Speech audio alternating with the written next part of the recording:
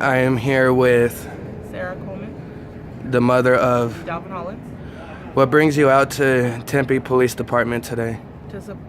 to show support for the family that has lost their child and to other people that lost their kids. I'm here to support all of the people that the police killed their kids. I know 2 years ago, it's coming up on 3, Tempe PD took the life of your son and his brother. How does it feel coming up 3 years later and we still have zero to no answers or evidence?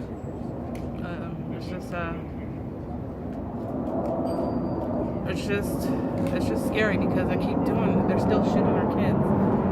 It's not going to change.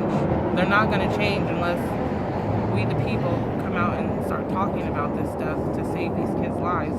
You know, it's not just going to just be a couple of us. We need, like, a lot of people. You know what I'm saying? We should stand together. And enough is enough. Stop killing our kids.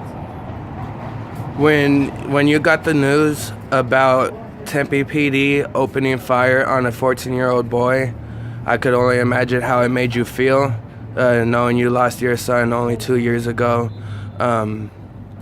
What was the first reaction when you saw that headlining that Tempe PD shot and killed a 14-year-old boy? First of all, I know they lied about the story because that what goes through my head. The story wasn't right, and just knowing that they went out there and said all these lies, you know, like, don't just go out there and talk like that. Get your facts straight, you know. And then when I found out the child, which they said he was 18, had passed, then we found out he was 14, and it was even scarier because he's like really young. He's like the youngest child, I think, out here that was murdered. How do you feel about Tempe PD relying so fast on lethal force compared to non-lethal? I hope that don't pass. It's just they need to do something better. They need to do something better. They need to stop pulling their guns out all the damn time.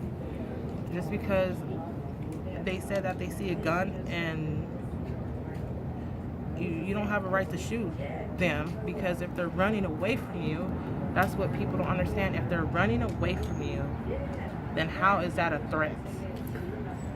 So we're coming up on the 3-year anniversary of Dalvin Hollins. What would you like to see be done on the 3-year anniversary? I would like to see a change, and I like to see more people come out and support me with my child, and not just only my child. We can all support each other, one another, and see if we can get something changed. It's not going to take me. I need more people. We need more people out here to make this happen. You know, I'm here with all the mothers, fathers, whoever lost their child through this stuff. I'm here. So remember, it takes all of us. It's going to take all of us to do this. All right, so your second son joined you out here today. If you had to tell him one thing of words of advice today, what would you tell him when he walks out that door? First of all, I have to tell him I love him because I never told my other son.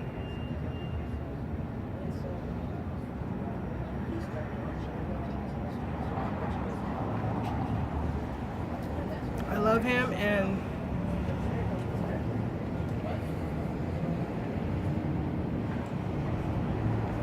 to be careful and obey the rules. But if they're obeying the rules and they're still shooting him, like, it's still going on. You know, there's people that stop with their hands up and still let them shot in the back.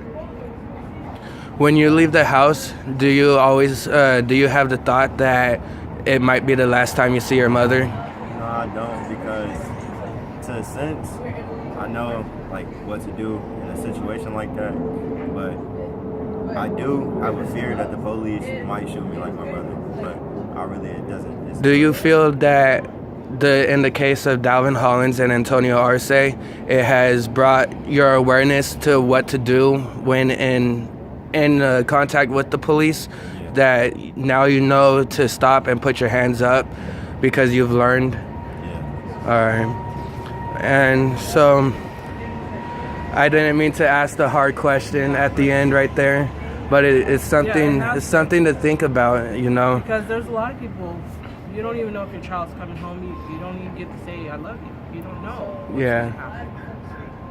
So it's just the other families probably feel the same way. They never got to say I love them. They never got to say I love you. You know, Mhm. they didn't know that they're not gonna make it. They didn't know. You know.